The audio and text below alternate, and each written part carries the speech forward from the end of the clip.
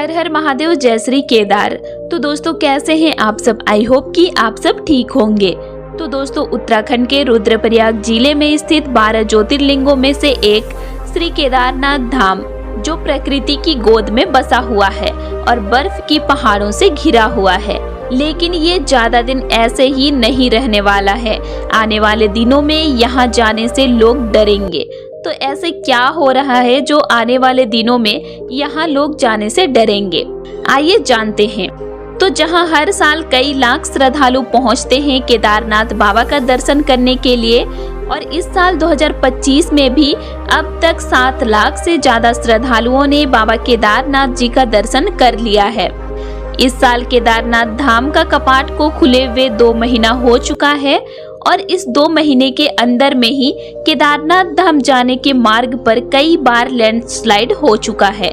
पहाड़ें दरक रही है, पहाड़ों से छोटे बड़े पत्थर गिर रहे हैं, पेड़ की जड़ें कमजोर हो जाने के कारण वे भी गिर रहे हैं। तो ये कैसे हो रहा है?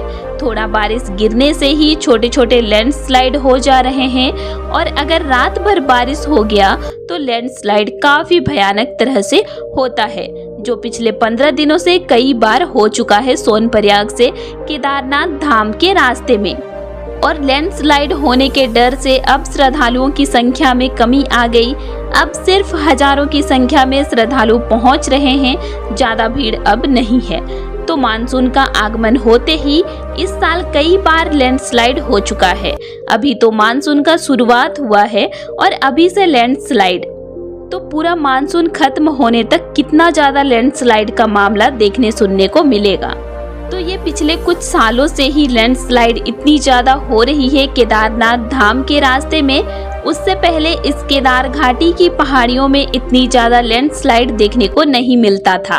उस टाइम पे इतने लोग घायल नहीं होते थे और लोगों की जान भी नहीं जाती थी। लेकिन अब लैंडस्लाइड होने से ही कई लोग घायल हो जाते हैं, तो कईयों की जान चली जाती है। तो ये किस वजह से हो रहा है कि पहाड़ें कुछ दिन होने से ही दरक रही है?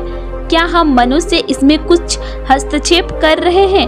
क्या हमारी गलती है या प्रकृति ये स्वयं ही कर रही है?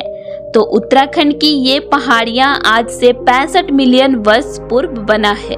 तब से ये प्रकृति का एक बहुत ही खूबसूरत भाग है, जहाँ का दृश्य काफी खूबसूरत है।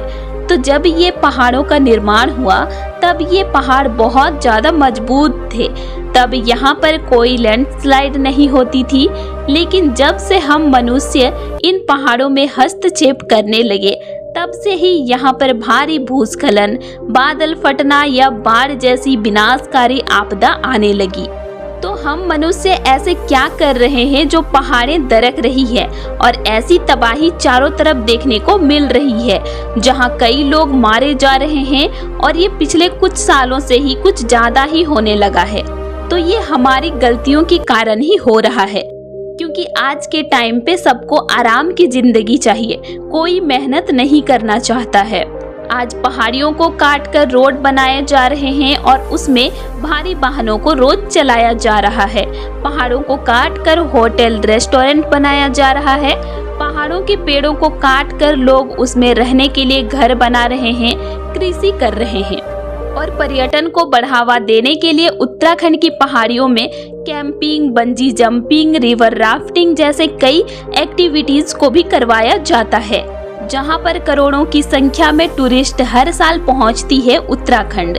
और केदारनाथ धाम हर साल 40 से 50 लाख श्रद्धालु पहुंचते हैं।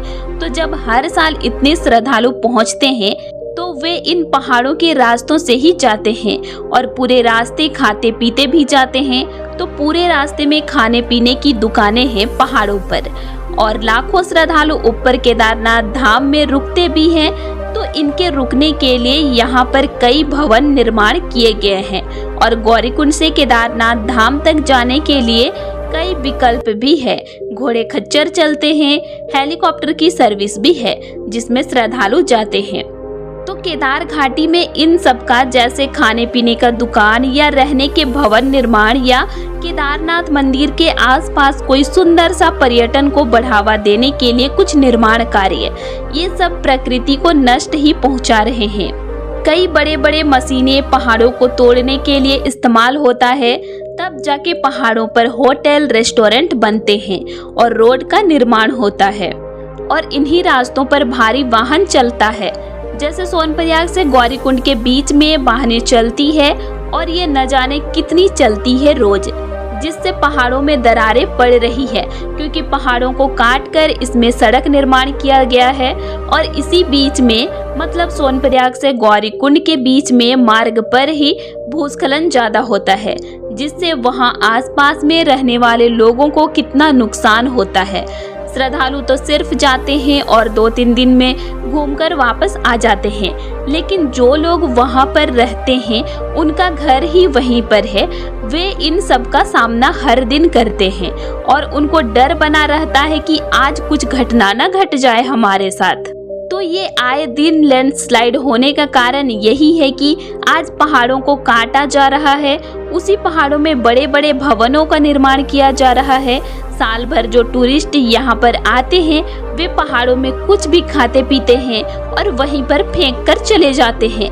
ये 1-2 साल की बात नहीं है, ये पिछले कई सालों से ऐसे ही चल रहा है। तो पहाड़ों को जब बाहर से काटा जाएगा तो उसमें दरारें पड़ेंगी ही और वो धीरे धीरे अंदर से टूटता जाएगा और जब बारिश होगी तो पहाड़ गिरने लगेंगे और मलबा नीचे गिरेगा और उसके नीचे कुछ भी होगा तो उसको नुकसान पहुंचेगा।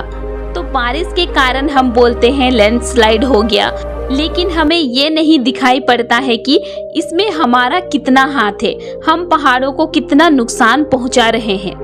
आज सभी लोग केदारनाथ धाम जाना चाहते हैं, सबका ड्रीम है केदारनाथ धाम जाना, लेकिन सबको सारी सुविधा भी चाहिए, सबको रास्ते में खाते पीते जाना है और इसके लिए वहाँ के लोकल लोगों ने अपना पेट को चलाने के लिए पहाड़ों में छोटे छोटे दुकान लेकर पूरे रास्ते में बैठे हैं। श्रद्धालु खाते पीते हैं, लेकिन बहुत से श्रद्धालु क्या करते हैं, वो रास्ते में ही फेंक देते हैं, गंदगी फैलाते हैं। जैसे कुछ भी रेफर होता है वे खाते हैं और रास्ते में फेंक देते हैं।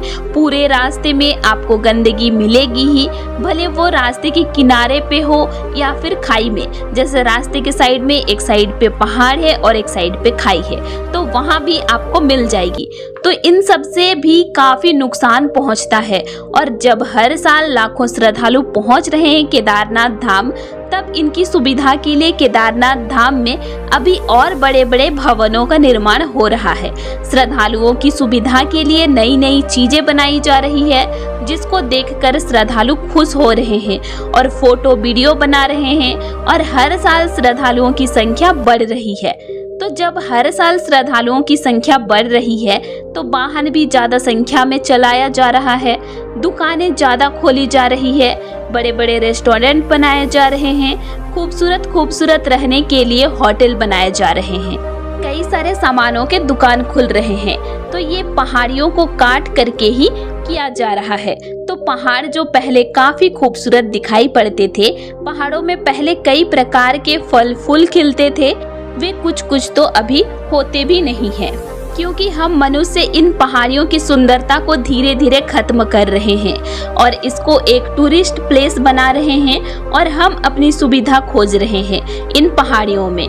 तो इसी वजह से ही हर साल लैंडस्लाइड का मामला बढ़ रहा है। पहले इतनी ज्यादा लैंडस्लाइड का मामला देखने को नहीं मिलता था, क्योंकि उस टाइम लोगों को प्यार था पहाड़ों से, और अब हम हमारी खुशी खोजते हैं इन पहाड़ों में, इसीलिए ये सब तबाही मच रही है। इस साल नदियों का जलस्तर भी उत्तराखंड में कितना ज्यादा बढ़ा हुआ है, नदियां कई घरों को तबाह कर रही है। तो कई लोग इसमें फोटो वीडियो के लिए अपनी जान दे दे रहे हैं। तो ये सब का कारण भी इंसान ही है, क्योंकि पहाड़ों को काट कर सड़क बनाया गया है और उस सड़क के साइड में नदियां बहती है। आप जब हरिद्वार या ऋषिकेश से केदारनाथ धाम तक जाएंगे तो आपको पूरे रास्ते में नदी बहती हुई मिलेगी। तो जब ज्यादा बारिश होता है पहाड़ी इलाके में तो नदियों का जलस्तर भी बढ़ता है, और जब नदियों का जलस्तर बढ़ता है तो ये अपने लिए और जगह खोजती है बहने के लिए। ऐसे में क्या होता है कि कई जगह पर सड़क धंस जाता है तो कई घरों को डुबा ले जाता है जो नदियों के आसपास में होते हैं। तो इसमें भी गलती मनुष्य का ही है, क्योंकि नदियां अपनी जगह लेकर तो बहेगी ही, इसमें अगर आप घर बनाए हैं तो उसमें नदी का तो कोई गलती नहीं है, उसमें आपकी गलती है। लेकिन हम सब कोसते किसको हैं कि प्रकृति ने अपना भयानक रूप दिखा दिया, ऐसे बोलते हैं। लेकिन गलतियां मनुष्य ही करता है। अगर सभी अपनी सुख सुविधा न खोजे तो ये सब आपदा आएगी ही नहीं और सभी सुरक्षित भी रहेंगे।